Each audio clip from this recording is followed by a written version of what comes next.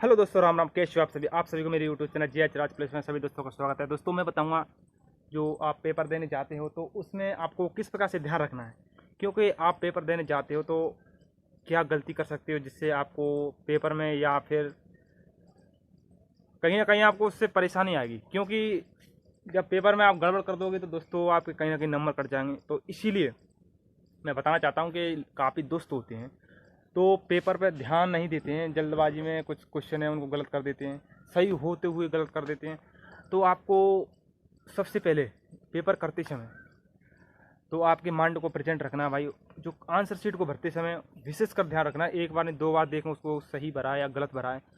तो उसमें सबसे ज़्यादा परेशानी आती है लोगों को भरने में।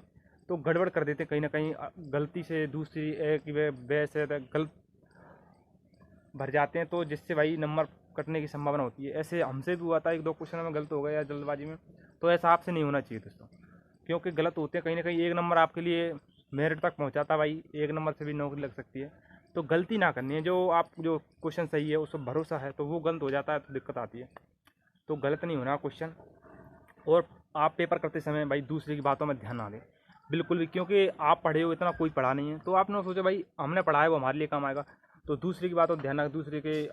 क्योंकि काफ़ी दोस्त होते हैं भाई जो दूसरे के चक्कर में ऐसे ही टाइम बर्बाद कर देते हैं अपना। तो टाइम एक बार बर्बाद हो जाता है तो भाई फिर पीछे आप जो अपने पेपर को हल करते हैं तो टाइम बचता नहीं, तो जल्दबाजी में आप गलत कर देते हो। रीजनिंग ऐसी चीज़ है जो जल्दबाजी में कोई क्वेश्चन होते हैं वो उसमें थोड़ा टाइम लगता है, फिर उसमें आप लापरवाही कर देते हो क्योंकि जल्दी से में आप भर देते हो उसको। तो जिससे आपको मतलब टाइम का विशेष ध्यान रखना है।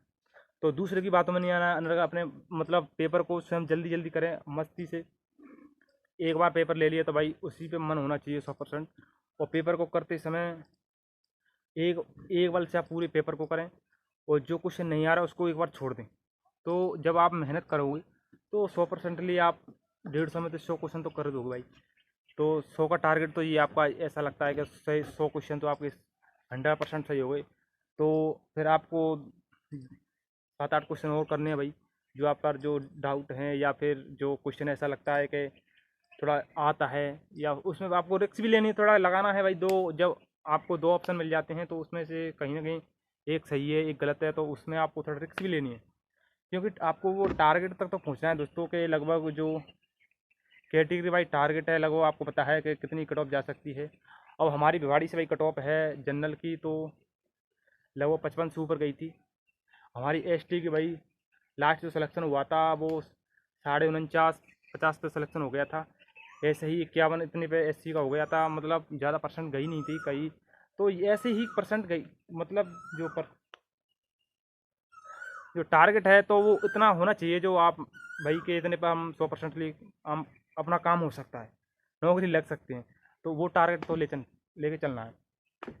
और परसेंटेज इतनी ही जाती है, ज़्यादा जाती नहीं है। मतलब जो क्यों पेपर है वो अपने जिला वाइज सभी का एक होता है, तो दिक्कत तो है नहीं उसमें। सभी का एक क्वेश्चन होगा पेपर होगा, तो आपको ये दिक्कत नहीं है भाई कि नॉर्मलाइजेशन की दिक्कत नहीं है उसमें, या फिर ये दिक्कत नहीं है कि मेरा पेपर हार्ड है मेरा कठिन है, ऐसा होता नहीं है। एक जिले से जो भर्ती है वो उनका एक ही दिन पेपर होगा, तो उससे आपको तो ये चीज़ तो आपको कन्फर्म है, पेपर सभी का एक समान है। तो ये चीज़ से सब आप निश्चिंत हो जाइए कि भाई कि हमारे वहाँ का जिला का वो सरल पेपर है उसमें तो वो नौकरी लग जाएंगे, ऐसा नहीं है। पेपर सभी का एक आएगा, तो इससे आपको कोई दिक्कत नहीं है। जो कठिन है वो सभी के लिए कठिन है, सरल है तो सभी के लिए सरल है। तो पेपर करते समय विशेष कर ध्यान रखें भाई, गलती ना करें। और आप अपने हिसाब से टारगेट लेके चलें, ताकि टारगेट में जो परसेंटेज होती है वो लगभग कैटेगरी भाई आप मान के चलो 50 से ऊपर तो बनानी भाई। तो आपको 50 मतलब 100 नंबर से अधिक क्वेश्चन तो लाने ही, लगभग 110 ले आओ। जो जनरल कैटेगरी से बिलोंग करता है जो भाई, तो उसके लिए थोड़ा ज़्यादा चाहिए भाई। और उस हिसाब से जो एस टी एस सी है उसको 100+ तो लाना चाहिए। अब की बार जो एस टी और एस सी के लड़के थे, जो कोटा ग्रामीण वगैरह है, थोड़ा जो सरल पे बताओ उसमें ज़्यादा चली गई। वरना इतनी ही गई है, 50 के आसपास ही गई है सभी जगह से। कहीं पर भी देख लो आप, जो 2 साल से एस टी की जगह थी वहाँ पर भी लगभग 50 के लगभग गई है।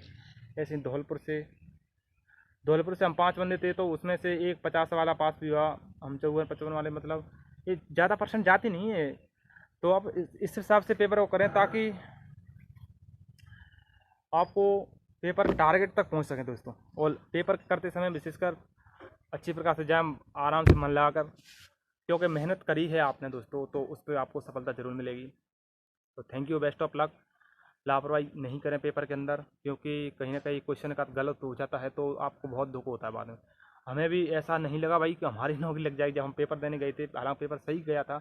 मैंने तो वो जांच भी नहीं किया था, जांच कर दिया बाद में करा था, मैंने तो देखा ही नहीं था। फिर पता पड़ा पेपर तो पास हो गया, लेकिन ऐसा लगता है पता नहीं जब भीड़ होती है भाई कि इसमें से लगेंगे नहीं, ऐसा ही भले कितना भी पढ़ाई की हो आपने, ऐसा मन लगता है जब हो जाता है, जब हो जाता है। ऐसे ही है, आप पढ़ो भाई दोस्तों, तो जब लग जाए तो नौकरी है होनी, पढ़ाई तो चलती है यार दोस्तों। तो मेहनत करें यार दोस्तों, कुछ नहीं है, लग जाएगी 100%। मेहनत करें लास्ट तक, और थोड़े दिन और बच्चे हैं और मेहनत करें अपनी आराम से।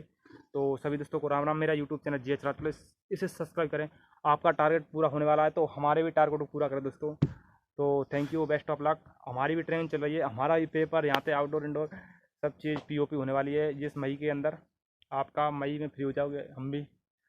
तो कुछ नहीं है, 1 साल हमारी, अब 1 साल ड्यूटी अब जुलाई में होगी भाई, 14-15 जुलाई को। तो आप भी हमारे जल्दी ही नज़दीक आ जाओगे, अब पेपर हो जाएगा, इसके बाद 1 महीने पे फिजिकल है, मेडिकल, वो तुरंत ज्वाइनिंग। तो पीछे पीछे ट्रेन की तरह चलते रहिए। तो बेस्ट ऑफ लक, जल्दी आइए भाई नौकरी में। तो थैंक यू। तो चैनल है इसको सब्सक्राइब करें भाई, क्योंकि अब आप समझ जाओ। ठीक है, ओके।